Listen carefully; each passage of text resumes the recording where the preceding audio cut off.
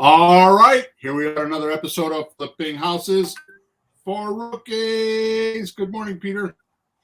Morning, Bill. Morning, everybody, or afternoon, or evening, wherever you are, whenever you are, however you are. We started a little late this morning. We had some technical stuff going on, but we fixed it, and here we are. So we are about to record episode number 317, podcast number 317, and the title of this podcast is 3 word formulas every creative real estate investor needs today. Word formulas. I'm not even sure what that is. Word formulas. Yeah, I'm going to teach you today, Peter. I'll just wait. I'll just keep listening. Here is the description.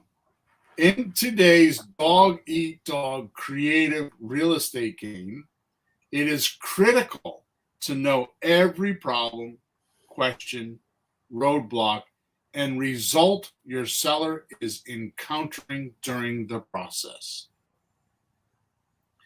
Because if you don't understand them, you won't be able to use these formulas that could make you a millionaire, possibly.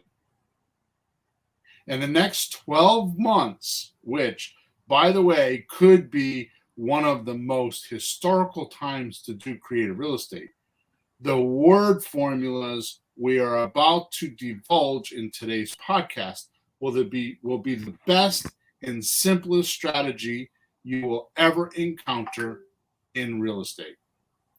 Here is why. If you have not listened to this podcast, you will not know them. Makes sense, right? I definitely don't know what they are for sure. You're right on that one. Good.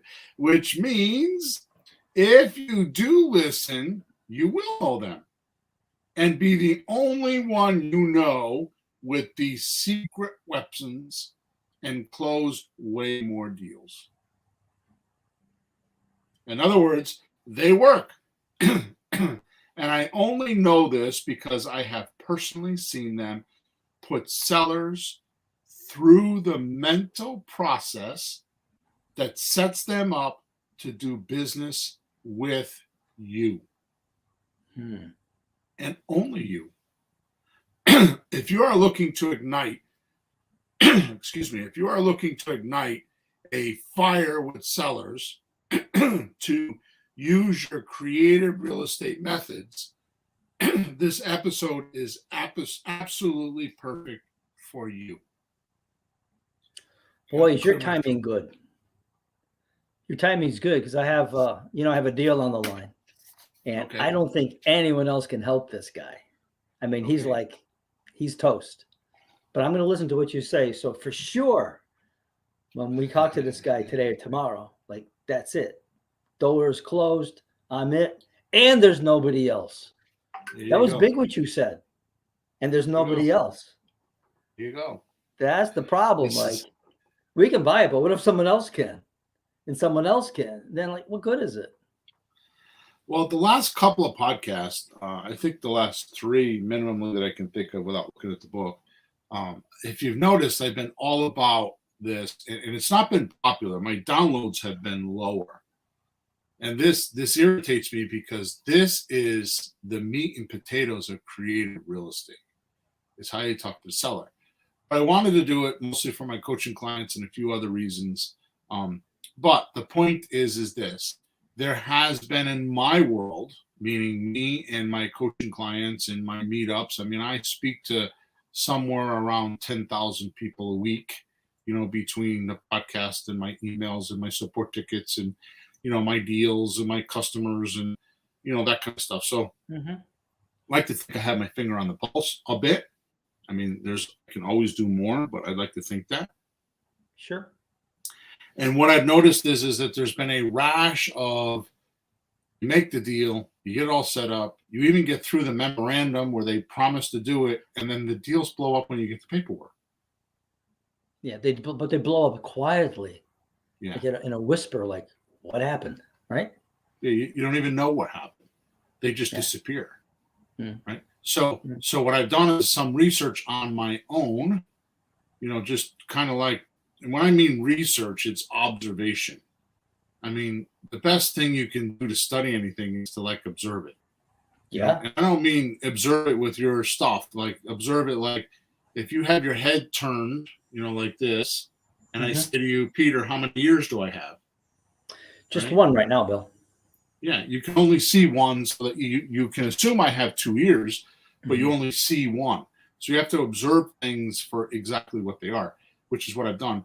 And the thing that I have observed the most is that because of the pandemic, because of all the things that have gone on since then, and this whole, inflation thing, and new presidency, and all these new laws, is we've gotten away from knowing what the person really wants. Like, why are they selling? What is their problem? What is their ruin? What is the thing that's causing them to sell this house? Mm-hmm. And when you miss that, you lose everything. And even I've been doing it, because it's like people just want cash. So you go right into the cash number and you don't find out why. Yeah. And you lose them because another cash deal comes along and they just sweep you under the rug. I got a better deal over here. And they don't even feel like they need to communicate to you about it. They just disappear. Yeah. Anyways, we got off on a little tangent there. So let's do our housework stuff first. So first of all, thank you for being here. Thank you for all your support. Thank you for our listeners. Thank you for everybody that listens to us and gives us reviews and subscribes, which if you haven't done it already, please, wherever you're watching us or listening to us, subscribe to the channel or subscribe to wherever you are. Make sure you leave us a review or a like or something like that, because that helps us a lot with others that are checking us out. But it also helps us know that you care about what we're talking about and that we're just not doing this. I mean, it takes me 5 or 6 hours a week, sometimes a little bit longer, to do this podcast. And no disrespect, or I'm not bragging, but I average about $500 an hour. So it's a little bit of money for me to do this, plus all the equipment and all that stuff. And Peter's in the same boat. I mean, so between us, we're putting in, quite a bit of time to make sure you have help. So just have some respect for us and just leave us a review. Tell us you like us or hate us or whatever you want to do. That's it. In the description, go ahead. No, I was just saying it's a give and take world. And, people get a little bit panicky or concerned or a little worried and start taking, but you can only pull on a rope so much. You got to give and take. That's all. Yeah. So, lastly, wherever you're watching us or listening to us, there is a link in the description that will help you with the content for today. I put a lot of surprises in there. I know, like, for example, a couple weeks ago, or a couple podcasts ago, I say weeks ago because they're weeks to me, but a couple podcasts ago, I put a form in there on how to do your offers. Yeah. Well, I put the form in there for free. It's the only place I put it for free. I didn't put it anywhere else. And then a week later, we put it on sale for $67, and now you have to pay $67 to get it. So, I mean, not that that's a big deal, but no, there's a lot of things. That wasn't just a piece of paper. That was a guide on how to approach your deals and the money and what to offer and how do you know what you're going to get. That was a big, big deal. Yeah, thank you. But more importantly, the link was there, and you got it. If you were listening to that podcast, you could have got it for free, but now you can't. So, anyways, so go in the link and check things out. And last thing is if we have any questions about the podcast, you could send me a support ticket at flippinghousesforrookies.com. And we live stream every Thursday morning, 9:30-ish a.m. Eastern Standard Time. If you just go to YouTube or Facebook, type in Flipping Houses for Rookies. As we're live streaming, you can send us a question about the podcast, not about something else. I'm only going to talk about the podcast because we only have so much time to be here, and I don't want to get off on some other tangent and not get the podcast contents delivered. It's only there. Here we go. Start of podcast. Zig Ziglar once said, "You can have everything you want in life if you will help enough people to get what they want." That is all. I haven't heard his name in years. I used to hear it a lot in college. Say that again. That was awesome. You can have everything you want in life if you help enough people get what they want. Okay, I like it. I'm going to write that down. I like that one. Good. It's true. Yeah, I know. True. My whole life is around it. It is. Folks, Bill came to my house before we were working together, maybe a year or two before, just to help me with my own personal music business. He spent an hour and a half, working on some debug, some ideas. We could do this, you could do that, call the school, use the music teachers, blah, blah, blah, blah, blah, marketing ideas, way to reach people, to help them. And I said, gee, can I do something for you? You want some money or something? No, that was just to help you. And he left. We were friends at the time, but not like come on over for dinner friends yet, and he just does that. And he does that stuff. He's crazy like that. But you have to help people. Karma. Somebody helps you. I don't want to get off into a tangent because I could do this entire podcast on this, but I was just reviewing some materials, and I've been reading a lot lately. I've been trying to get off the TV. Not that I watched a lot of it, but I've been reading a lot lately. And I've been working longer days. I try to read a couple hours a day if I could, hour and a half, hour a day sometimes. Sometimes I don't do it some days, and then I'll do it for a couple hours another day. Yeah. And one thing that I noticed is while reading is that help is a big button. And you can gauge somebody's personality on whether they can give help or can't give help. It's a huge indicator on someone's mental state. Absolutely. You can say, hey, you want some help? I don't want any help. I don't need it. We can get that kind of crazy reaction from people. That's how bad it can get. Absolutely. So here we go. You can have everything you want in life if you help enough people get what they want. But what do they want? Damn it, there's always a but. And if you are lucky enough to know that, then what problems or barriers do they have? Why aren't they getting it? Why do they go to asking questions? Say that last one again. Why do they go to asking questions? Know what they want. Yeah. So they know what they want, and they have problems and barriers, but they don't have it. So why do they go to asking questions? What prompts them? What makes them go to asking questions? They're going to ask questions because they don't know, right? Yeah.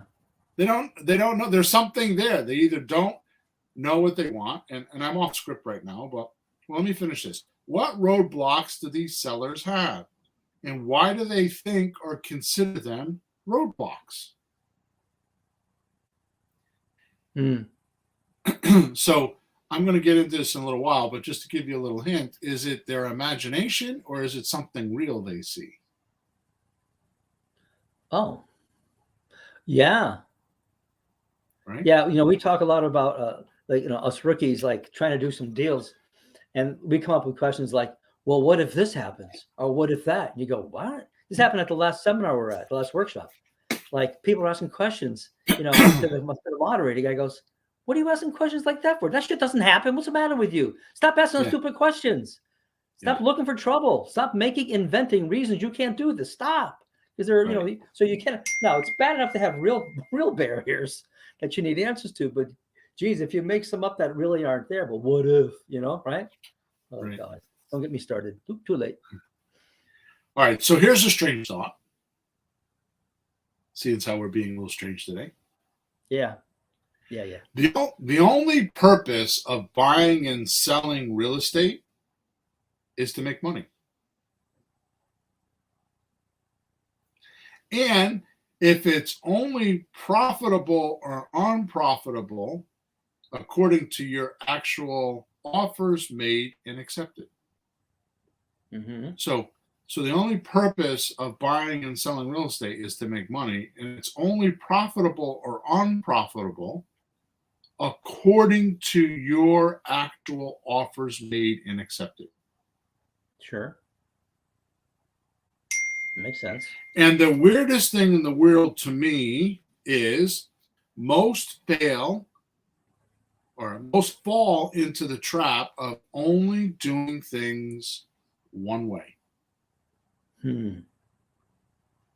Especially if they've gotten good or just fair results. They figure they found the secret sauce. They know what to do now.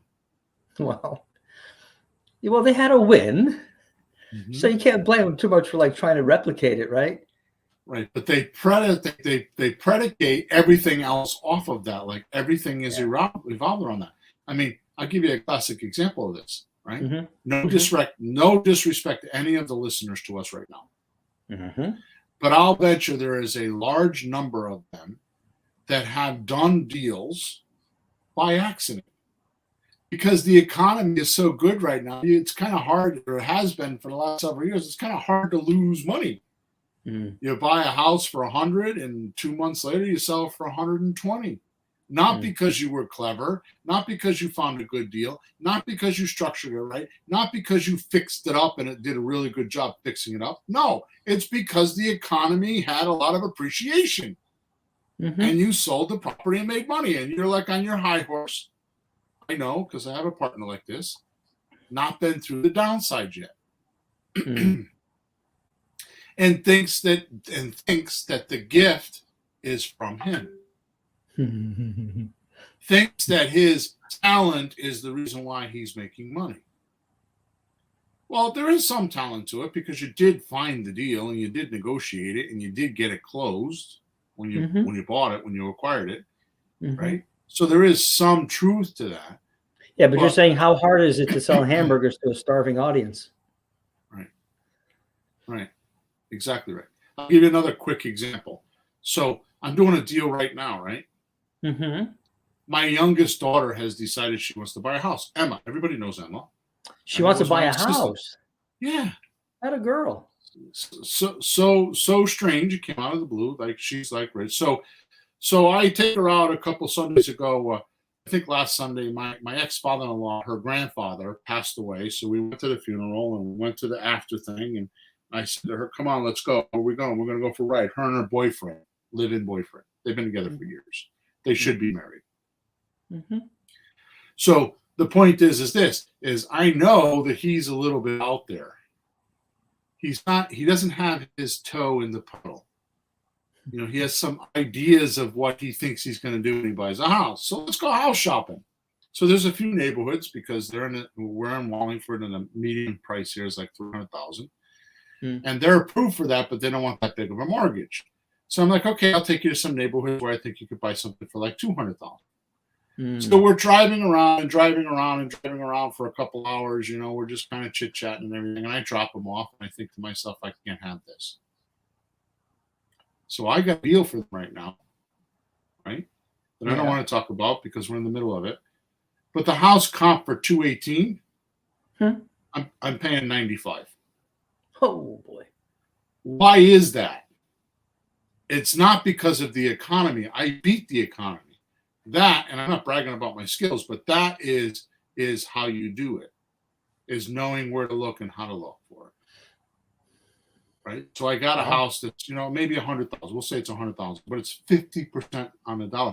And oh yeah, by the way, there's somebody living in this house. This is not like a total wreck, rehabbed, vacant house that's like dilapidated. This is a real house. I mean, they will need to do improvements. I mean, the guy's been there for 15 years that's living in it. So they will need, you know, paint and carpet, maybe a kitchen, you know what I mean? But that's not stuff they need to do to move in. They can clean it and paint it and move in a weekend if they wanted to. So this is they're not even in a hurry. They don't have to move from where they are on a schedule. They can leave when they want. Exactly. All right, let's move on with the podcast because we're already 19 minutes in. So first thing I'd like to start off with, and this is new, Peter. You're going to like this. This is not new. This is just something that I kind of been, anyways, I've been kind of in my own world. So first thing I'd like to start off with is the only 5 reasons a seller will deal with you if they like you. If they don't like you, if you piss somebody off, then nobody's dealing with you. But if they like you, and that's not hard to do, there's only 5 reasons why they would deal with you. Yep. Number 1, make money.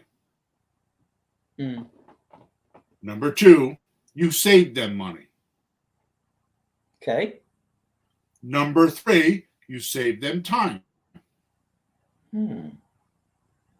Number 4, they avoid effort.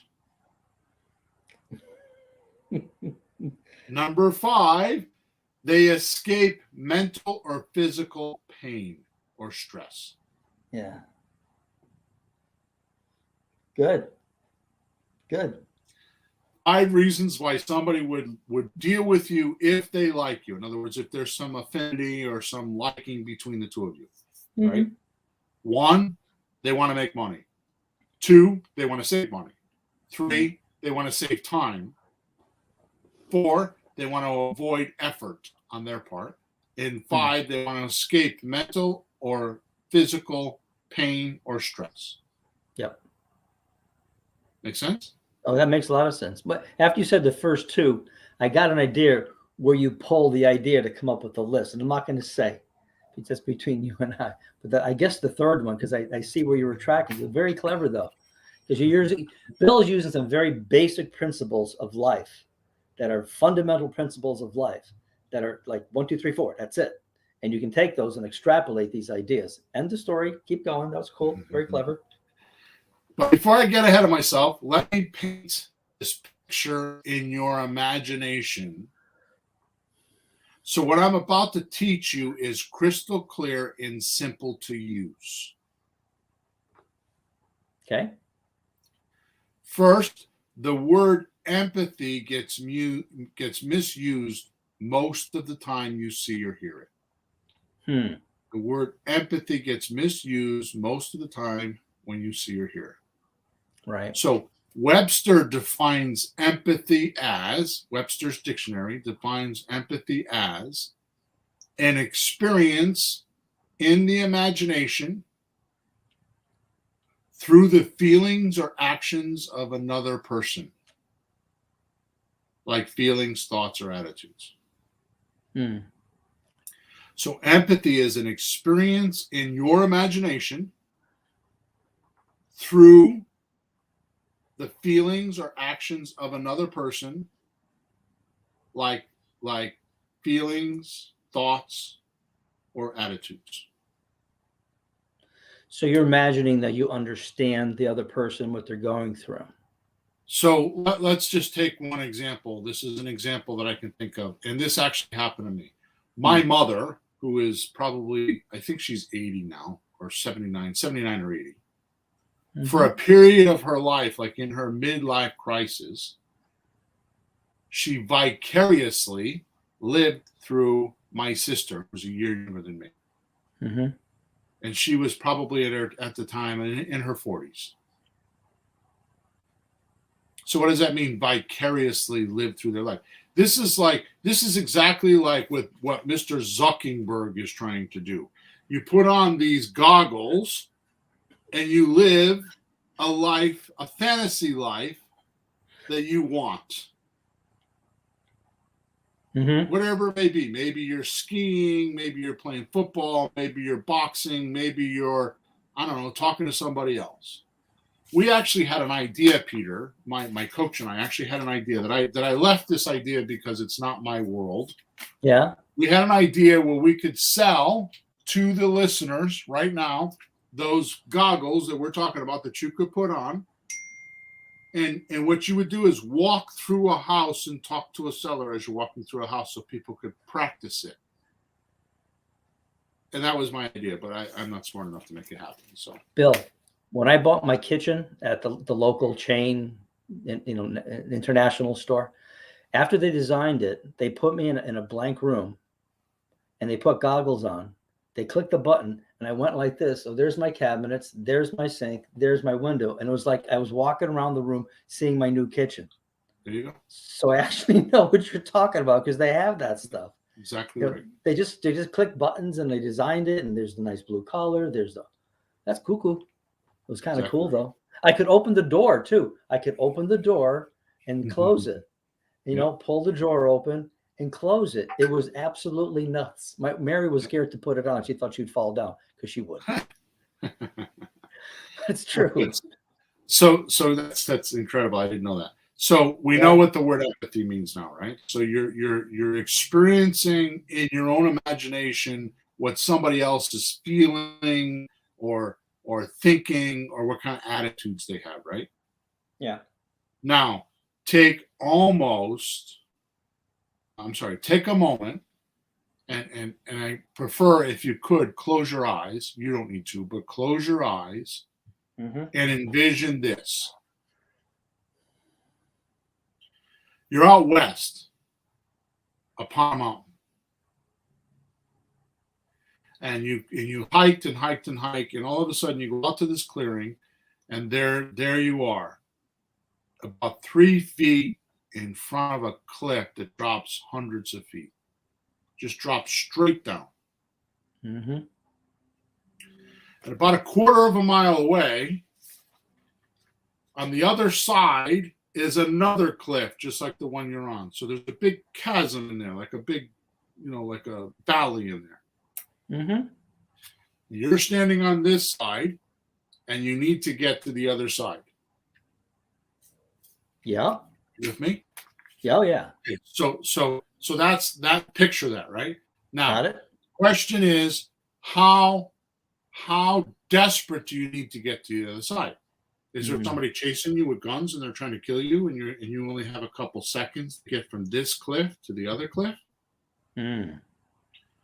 Do you have all summer to do it because it's springtime and you have plenty of materials and you have all summer to do it? Mm-hmm. Or are you just not that interested? You're just like, well, if I get there, that'd be good, but I really don't need to go there. I could just turn around and go back home to my cabin. Right. Okay. Now picture this. Instead of you standing on that cliff, it's your seller is standing on where you are right now. Like, suppose where you are right now, that's your seller. And you're on the other side of the cliff saying, come on over here. Come on. Come on. Okay. I can buy your house. Come on, I can solve your problems. But there's this big cliff between you and them. And you're yelling at them. Come on over. No. Come on over. No, trust me. Just step off the edge of the cliff. Oh, God. Right? Yeah. Would they do it? Well, it depends on if they think people are chasing them with guns. They have all summer to do it. They can turn around and go home. You'll make them more money. You'll save them money. You'll save them effort. You'll save them some mental anguish and time. That's my guess. You're on the other side of the cliff. You don't know that. You don't know what they're going through because you're on the other side of this cliff. And there's too much distance to get the communication, to get the information. Oh, I see. Okay, keep going. Where are you going with this? Now what? I'm listening. So do I build a bridge from me to him, to the seller? Well, what if you could build a bridge from him to you? There you go. Would that be better? Yeah, what would be even better is if you could get on the other side of the cliff and help him build a bridge together. You and him build the bridge across it. So is he going to be involved? Let me give you a strange example, right? So I know because I have helped our church raise millions of dollars to buy a new church. Yep. And one of the things that I have learned from my wife, believe it or not, who's a genius at this, is if you want people to donate money or help you or join the group, like there's some staff members there, there's people that actually work for the church themselves. Mm-hmm. They have to feel like they're part of the group. So the highest donors are the ones that are trying to raise the money because they believe in the cause the most. Right. So if you're helping your seller by helping them build the bridge, they're invested in the deal. They're just like the donation, like the donor. The donor's helping raise money, right? So they're going to donate more money. So if you're on the other side of the cliff with your seller and helping them build a bridge from where they are to where they want to go. Now picture this. So take the part about where you're on two sides of the bridge, right? So you get over to the seller and it's you and the seller standing there looking at the cliff, looking across at the other cliff where you came from. Right. And there's this big presents, like a Christmas present wrapped with a bow on it. On the other side. And that's what the seller wants, is what's in that box. Wow. And that seller wants to get there so bad, but has barriers and frustrations and questions and doesn't know how to build the bridge. Right. And you're like, don't worry about it. I'm going to get the Corps of Engineers over here, man. We're going to build this bridge, and we're going to be over there in about 4 or 5 days. Or a month. Yeah, well, if he thought you're the guy who could do that, you're in. That's your point. Or, you know? No. Yeah, so I think I'm doing a bad job of this. So, yes, you are 100% correct. Mm-hmm. But how do you convince him that you're the right guy? Exactly. Well, that's the point. Yeah. By helping him start to build the bridge. You're there with him, cutting trees down and getting logs and getting rope, and you're there working just as hard as he is to help him with his problem. You're sweating and working sun down to sun up, helping him build that bridge to get to his prize at the other side. Mm. So that's like I'm working with a foreclosure, as you know, a person. I'm not going to get in a long story, but it's not good. There's no money for them in the house. They got an offer of like $75,000 less than they owe, cash, 75,000 less than they owe. That ain't working. So he's just trying to get out of there with his life. He's sending me documents. He's calling me. He's in trouble. And he's asking me questions. How do I do this? What do I do? What can I do? And I'm helping him. And there's no one else. It's just me. Right. And you're helping him build a bridge. And you are of the mind, because I know you're of the mind, like, if I can help him stay in the house, that would be a good thing. Yeah, well, they're a long way from that. And they're a long way from, can I walk away with $15,000, $20,000? There's like, can I walk out of here without having to pay anything? How do I get out of here? Is where he's at. How do I get out of here? So I'm helping him. I came up with an idea we just talked about. So I know what you mean. Like you're working with somebody, like, what's going on? How are you doing? Like, what are you trying to do? I'm trying to move over there. When? Right away. But that's a whole different scenario than I'll give you $300,000 for your house and make your problem go away. Yeah. It's a whole different type of a transaction. Yeah. Right? Yep. Your job with word formulas are to build a bridge across this chasm where you are, so the seller can safely cross. Realize most can't make this leap unless they make up their mind first. Always. Which brings me to 3 simple word formulas to light a fire under the seller's butt and want to do the deal and get moving. Here they are. 1, define it. 2, agitate it. 3, solve it. Number 1, state the problem the seller has. So many recordings and so many people I listen to, the seller will say blah, blah, blah, blah, blah, and the investor or entrepreneur doesn't say, so what you're saying is that you're in foreclosure and they're going to close in 30 days and you have no place to go.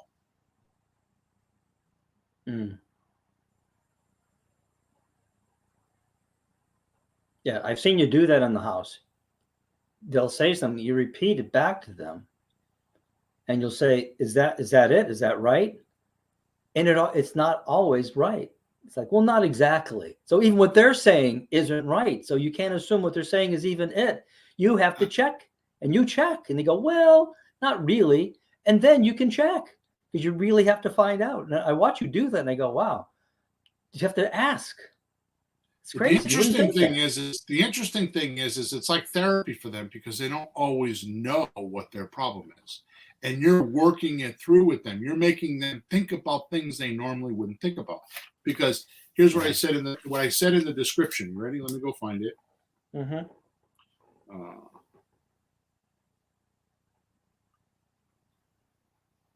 Yeah, you would think they know exactly what they're worried about, but I've talked to people in trouble.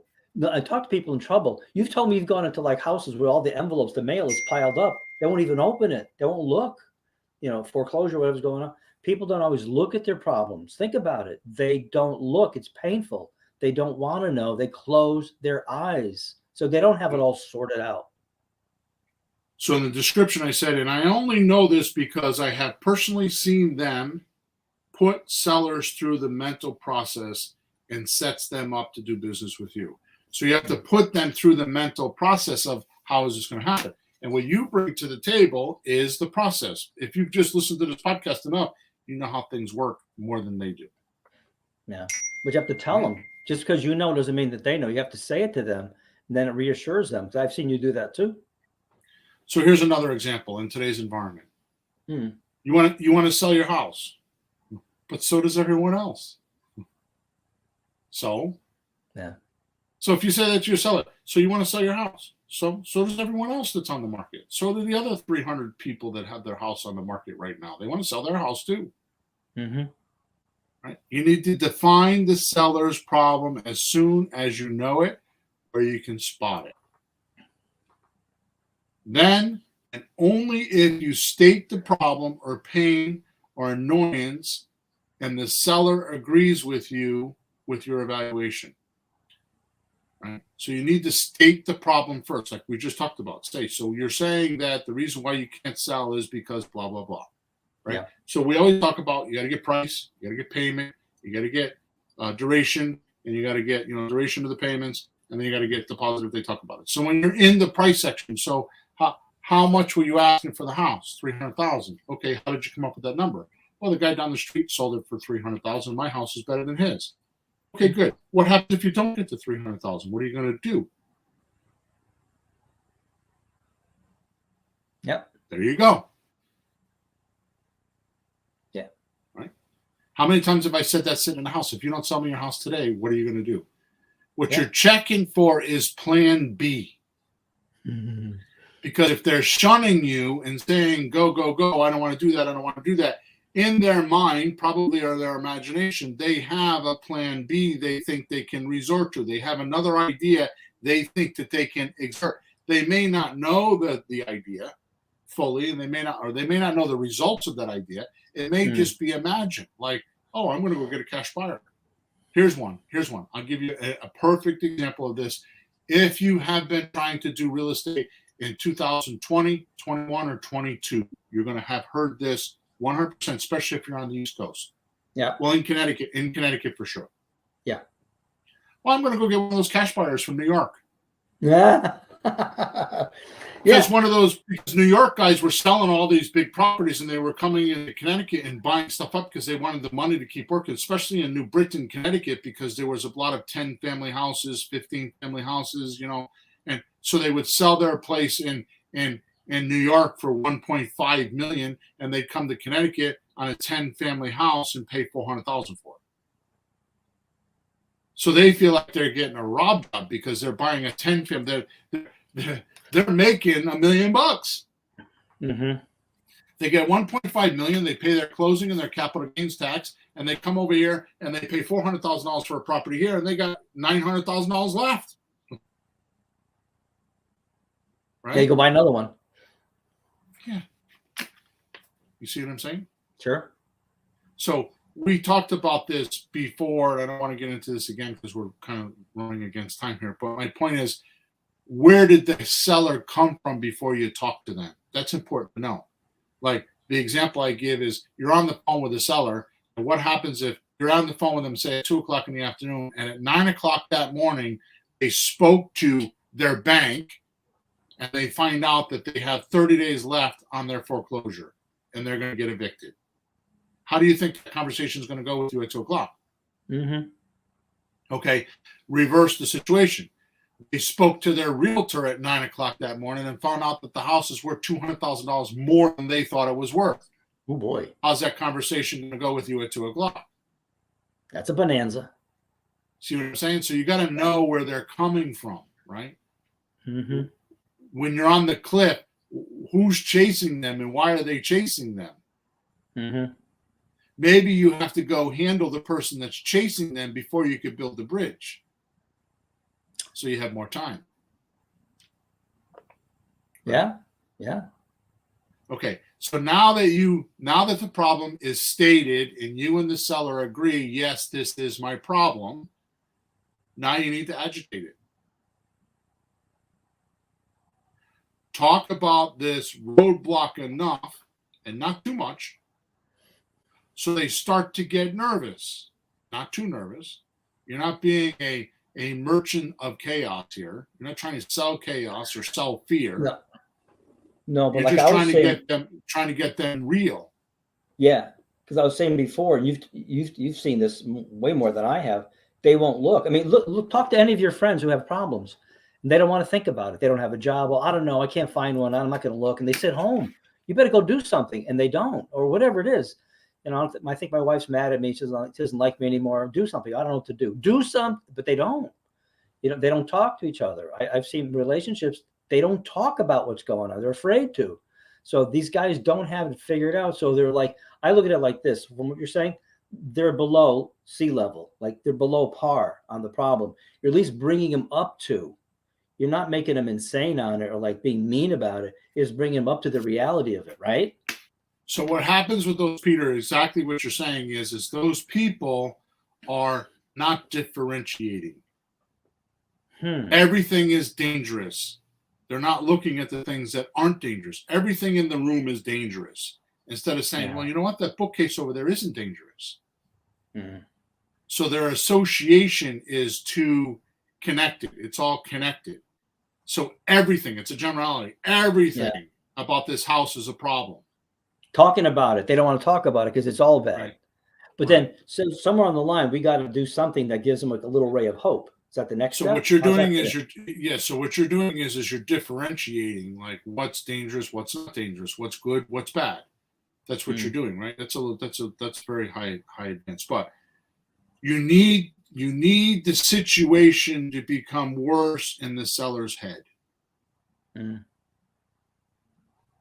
Now, how do you know how much agitation you should give them? That's not too much. And the answer is when they're ready to take action, you've done enough. Yeah, if they say something like, well, how does that work? Or what are you talking about? How do you do that? Or what would you do? Just something like a closing call I did. The closing call I did Monday night on the coaching call. The girl says, so how does closing work? How do you do the closing? She didn't want to know about the closing. What she wanted to know about is when is she going to get paid and how does that work? Because after answering the question, one or two more questions down the road, she wanted to know, well, how do I get the money every month? That was the real question. Yeah. But we had to work through it in her mind. We had to go across the cliff and start helping her build the bridge so she can start seeing it. You need the situation to become worse in the seller's head. If it doesn't feel like it could hurt, your seller will not move, even dispute you. Here's an example. To make matters worse, if you go with a realtor, you'll have to keep the house immaculate, or have a bunch of let me do this again. Yeah, if you go with a realtor, you're going to have to keep the house immaculate for unplanned showings. Do repairs you really don't want to do, then give away about 10 or 15% of your profit for their fees. Yep. Right? Yeah, and they don't help you with any of that either. They don't come over with the broom. Plus, you got strangers tramping through your house all the time looking at your shit. So you got to keep stuff hidden. You got to keep your personal things. So this is like you have a hotel. People are coming there to stay, like an Airbnb, and you got to keep like your personal stuff hidden or locked away or something like that. Then, if you don't live there, you'll have the problem of tipping your hat to your tenants that you're selling. Oh, yeah. Now, knowing that you're selling, they're possibly not going to pay you, or they're going to go find another place to live and move out, and you're out without rent. And if you're lucky and don't have tenant issues, you now have to deal with the government on capital gains tax of 16 to 38%, depending on your tax bracket and how you own the house, of your profit. So you're going to give away 16 to 38% of your profit, which means between the closing cost and capital gains tax, you'll be giving away up to 50% of your earned profit. Yep. That's agitating the problem. Right? Does that make sense? Absolutely. Yeah. Again, it's not like you're being mean to them. You just get up to the reality. The way I look at it, of what's really happening. Because it's like the ostrich with his head in the sand. Right. How many times have I talked? I just talked to a guy the other day. He's got 3 multifamily houses, and I talked about capital gains. He said, "Oh yeah, I didn't think of that." Now this guy owns 70 houses. How many? 70. And you didn't think of it? How come? What did I say? He owns 70 houses. Free and clear? Who cares? Oh, okay. He owns 70 houses, which means that he's good at buying them and keeping them and renting them. He's probably not good at selling them. Yeah. He owns 70 houses. Yeah. Doesn't mean he knows how to sell them. It means he knows how to buy them, renovate them, put people in there, collect rents, pay taxes, fix toilets. He may not be good at selling houses. See how, just like what you did.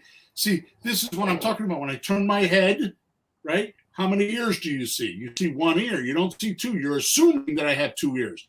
With him, you're assuming he knows how to buy and sell real estate. You would think 70 houses. Smart accountants, a good lawyer, somebody tell him, hey, why don't you do this with that? But a lot of people don't care and don't go out of their way if you're wasting your money. So, yeah. So you assumed with this guy right away, your mind went with this guy that's got 70 houses that he's a guru and he knows all the stuff that you know. And he doesn't. You have to only see what's happening, what's in front of you. If you take a bottle of water and put it on the table, you sit on one side, I sit on another side. We're both looking at a bottle of water, but you're looking at the ingredients and I'm looking at the label of the name of the water. We see 2 different things. It's a bottle of water, but you see, all the, whatever they have on the back of a bottle of water. Let's just say all the ingredients. Yeah, it's H, and O. Yeah. And I see on the other side of it the name of the company that bottled the water. Yep. 2 different things. You have to be observant. Yeah. Right? Don't assume anything. But you did it the right way. You asked, kind of gently or, politely about the capital gains. So just to jog his memory, so you don't insult him if he did think of it, or they don't insult him if he didn't. Just ask. Talked about that in podcast number 316. We talked about not making them feel stupid. Exactly. That's why I brought that up. Yeah. So I remember some of the stuff we talk about. Nice. Now we move into number 3. Introducing the solution. So you name the problem, you agitated it, and by agitating it means you brought reality to it. Like you're telling him point blank, listen, dude, your imagination is pretty wild, and it's not going to happen this way. I have a deal right now that I'm doing that I've been working on for 3 months. The lady owes $56,000. On a house. It's on a gorgeous house in Akron, Ohio. She owes $55,800 and something, right? Yeah. She tells me she would sell the house for what she owes on it, and I figure that she owes about $50,000 based on my calculations. So I give her an offer of like $60,000, $63,000 or something like that. She's like, yes, I'll do that.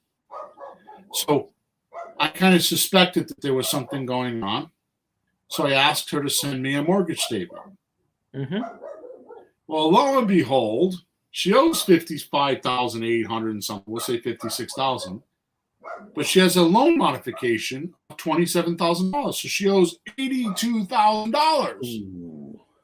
So now I tell her, well, I could still buy your house, no problem. I'll pay the $82,000, but the only way I could do that is to take over your payments. Yeah.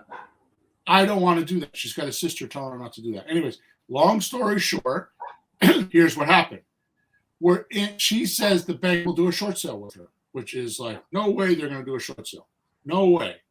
Why would they want to do a short sale? They could sell this house for 90 grand. Why would they want to? And it's gorgeous. It doesn't need any work. She's done a great job keeping the house, right? Mm-hmm. So here's what I did. I played the game. Okay, let's do the short sale.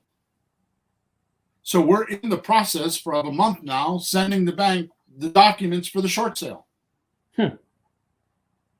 Why? Because she wasn't going to sell me the house any other way. And how much time did it take me I had to come up with some documents? I got less than an hour into the deal. Yeah. Oddly enough, I think the bank's going to do the short sale. What's the number now? Tell us the number now. I wrote a purchase sales contract for $56,000. Back where you started, kind of. Yeah. I backed up because she said, what happened to the $63,000? Oh, no. I think if we do that, because here's the reason why I did that.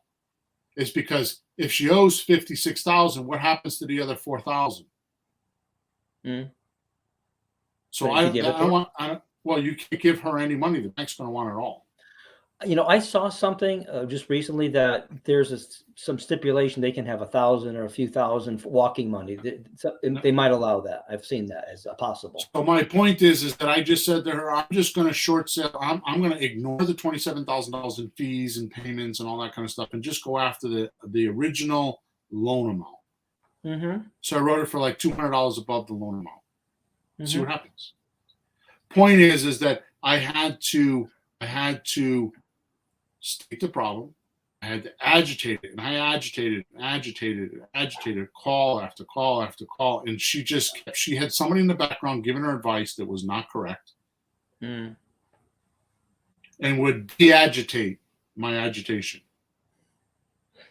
Then the solution was, okay, I'll do your short sale. So then we move into number 3, which was where we're at. Introduce the solution. You solve the roadblocks, fears, concerns, questions by making an offer that handles them all in one fell swoop. Mm-hmm. Example. When you let us make monthly payments, you can avoid house tramperers. No realtor. Mm-hmm. Spooking the tenants. And save you a ton on closing costs, thousands of dollars on closing costs, and capital gains tax. Let me explain. Then you go into the benefit after benefit after benefit. Now, here's a little secret. 99% of all investors don't know. When you 3x to 5x your benefits, only focus on the seller's desires. You know what I'm talking about? I think so. That cliff on the other side of the chasm, the one with the present on it. Mm-hmm. In other words, you push the results the seller wants. Of course. Stay away from all the features of the deal structuring. Mm. And so many times I have coaching clients that get into the weeds on the deal structure. Well, we're going to do subject to, and we're going to do this and that, and they talk about all the features. Yeah. We're going to call the bank. Yeah. We're going to do this. We're going to do that, and they talk about the features too much. We call that giving them a seminar. Yep. Right. Mm-hmm. Then you talk about what action you want them to take. So the benefits are going to be what the seller wants. Mm-hmm.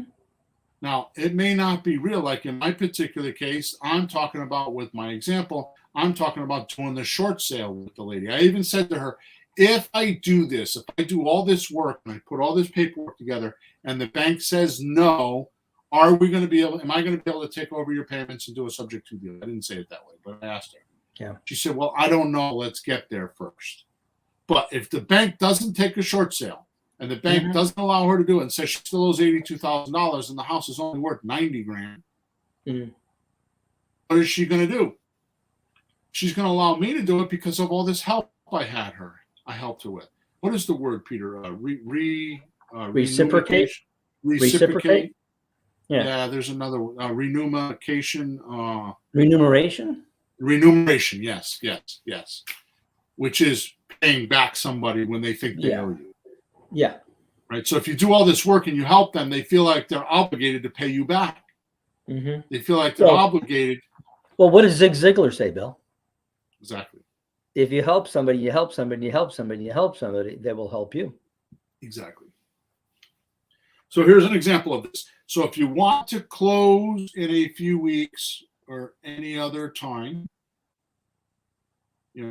on their timeline, mm-hmm. without doing any showings except to me, spooking your tenants, or have a very low closing costs and save a ton on capital gains tax, all we need to do is get my simple 2-page document signed so we can get started right away. Yep. Simple, painless, quick. Yeah. But you concentrated on the features.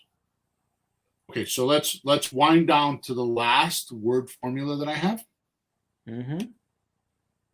To finalize this deal, or if they're still on the fence, here's what you need to do. 3 steps. Mm-hmm. Before, after, and the bridge. I don't have a fancy name for it. Start with before. Mm-hmm. Talk about the way things are now. Typically, there is a problem. If they are not salivating for your offer, you miss something. Find out what is making them unhappy. And all of a sudden, going through this rigorous process now. So I always say this. It is not easy to sell a house. It's a lot of work to sell a house, even if you have a realtor. Mm-hmm. It's a lot of work to sell your house. So that means that the prize is bigger than the pain. It has to be. The prize is bigger than the effort. And remember what I told you? All those 5 things in the beginning. That's right. There's the effort, there's the pain, the time, the money. The prize of making money, saving time, avoiding effort, escaping mental or physical pain and stress is bigger than any of that. Yep. Okay. So start with before. Talk about why are they selling the house now? Why all of a sudden you've owned this house for 18 years? Why all of a sudden you're selling it now? Yeah. What happened? Right. Find out what is making them unhappy and all of a sudden going through this rigorous process of selling now. Okay. So that's before. Like, right. It's even though we're talking about it now, it's like before. So what happened?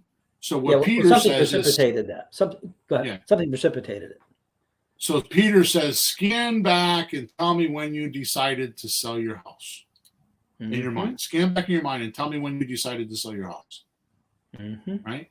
And they say, oh, well, February 18th. Okay, good. What happened right before that? And that's the reason why. Okay? Yep.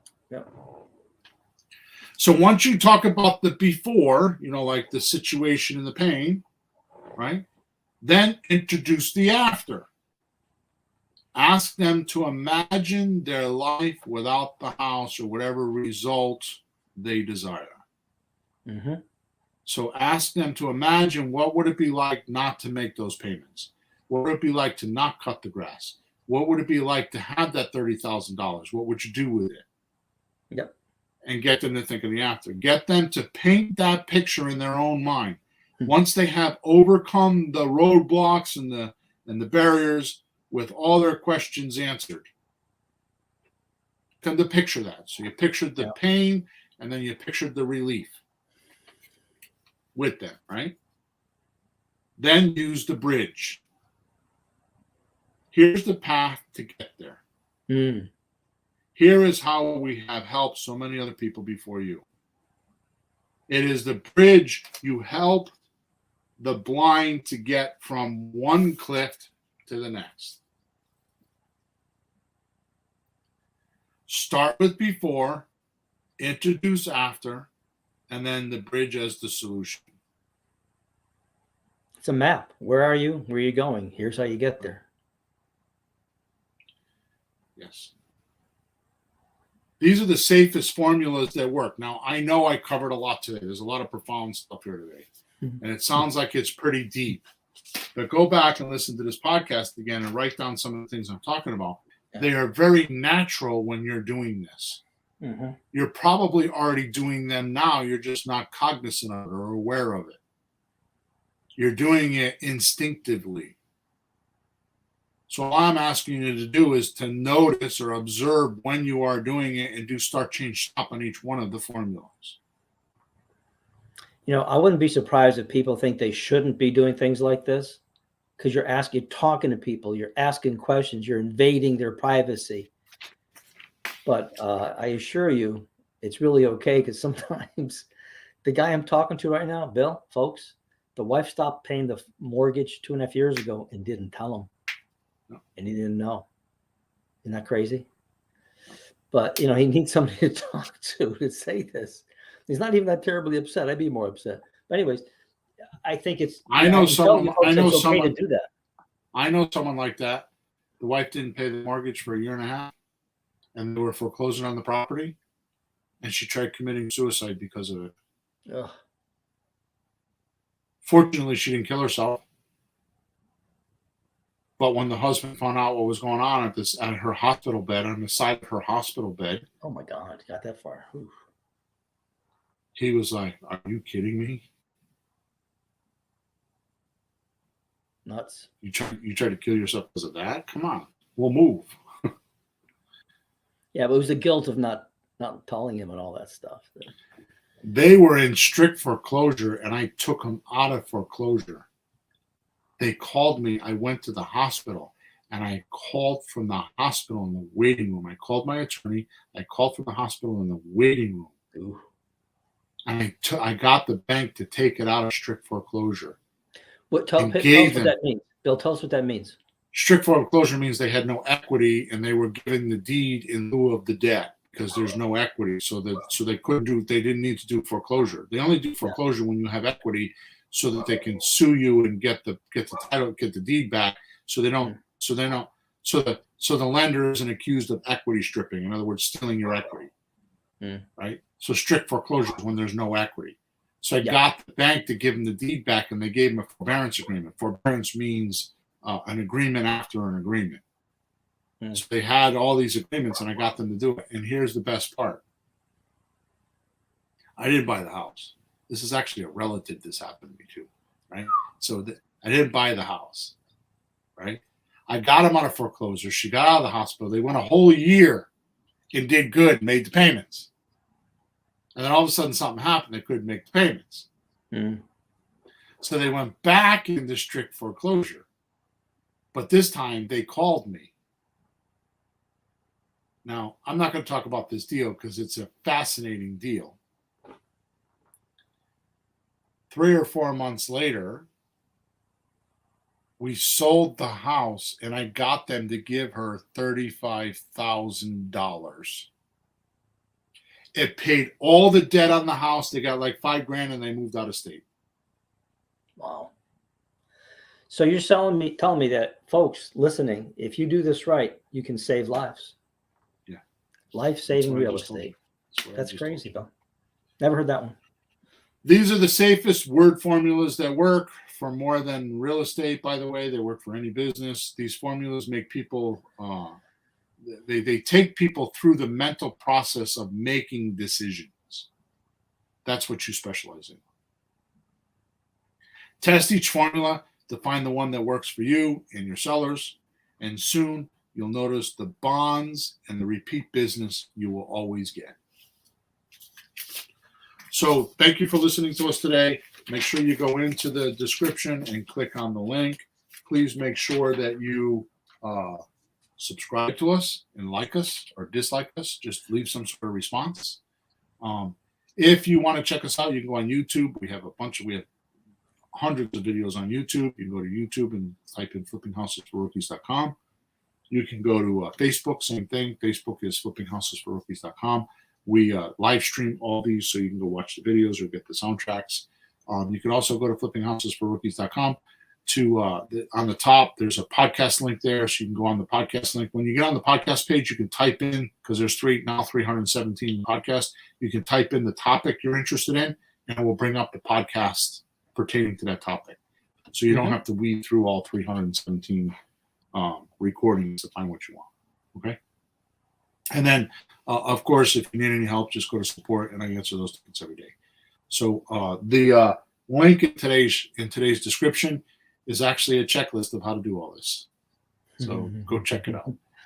Okay. That sounds good. So we're over and out. Thanks for listening to us, and thanks for all the support. Have a good week. Talk to you next week.